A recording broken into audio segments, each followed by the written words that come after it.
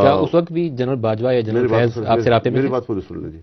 تو اب اس وقت اگر میں پھر انکار کرتا تو کہتے کہ فضل الرحمان نے عمران خان کو بچا لیا ہے.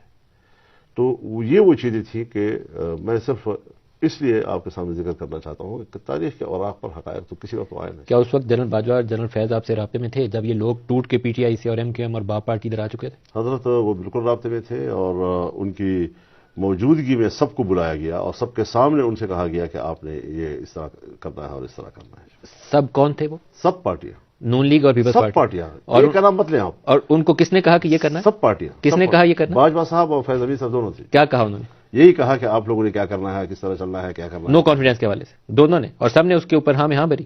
پھر تو یہ کہنا چاہیے کہ موو جو تھی وہ ادھر سے تھی, تو نون لیگ اور پیپلز پارٹی نے صرف مہر لگا دی. آپ واقعی صحیح صحافی ہیں, آپ نے بات نکال ہی لی ہم سے. تو پھر مہر لگا دی نون لیگ اور پیپلز پارٹی نے اوپر سے مہر لگا دی. تو پھر تو ان کو مزہ پی ڈی ایم کو جو کچھ پھر مشکلات پیش آئی ہیں, جو اکنامک ڈیفیکلٹیز پیش آئی ہیں, پھر تو I think P M L N deserve کرتی ہے کہ ان کو جو کچھ ہوا ہے. اکنامک جو ڈیفیکلٹیز آئی ہے تو یہی کہا جا رہا ہے بطور دلیل کے کہ جو شہباز شریف صاحب کی حکومت تھی وہ 1.5 سال میں ڈیلیور نہیں کر سکی اور مہنگائی کم نہیں کر سکی, بڑھتی چلی گئی. ڈالر کی قیمت جو ہے وہ یہ تو ریئلٹی ہے سر, آپ کو ایسا نہیں لگتا؟ لیکن میرا جو مقدمہ ہے وہ یہ ہے کہ پھر اس کا اثر تو پنجاب میں ہونا چاہیے تھا, پھر اس کا اثر تو سندھ میں ہونا چاہیے تھا. اس میں کے پی کے اندر ہمارے اوپر کیوں بم چھوڑا گیا اور ہمیں اس کا نشانہ کیوں بنایا گیا؟ آپ کے اوپر ایک تو وہ جو دہشت گرد حملوں کا ایشو تھا وہ بھی آپ کے اوپر کافی زیادہ متاثر کیا. حضرت اس نے تو ہمارے تو امیدوار گھر سے نہیں نکل سکتے تھے.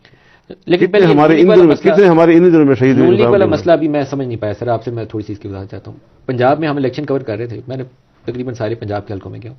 ایک تاثر بڑا موجود تھا کہ مہنگائی کی وجہ سے ان پاپولر ہے پی ایم ایل این, اس دفعہ ووٹ اس کو نہیں ملے گا, اور پی ٹی آئی کے لیے سپورٹ موجود تھی پنجاب کے اندر. جو بھی گڑبڑیں ہوئی اس کے باوجود نون لیگ لیڈنگ پوزیشن میں نہیں ہے, اس کی ریفلیکشن ہمیں نظر آتی ہے.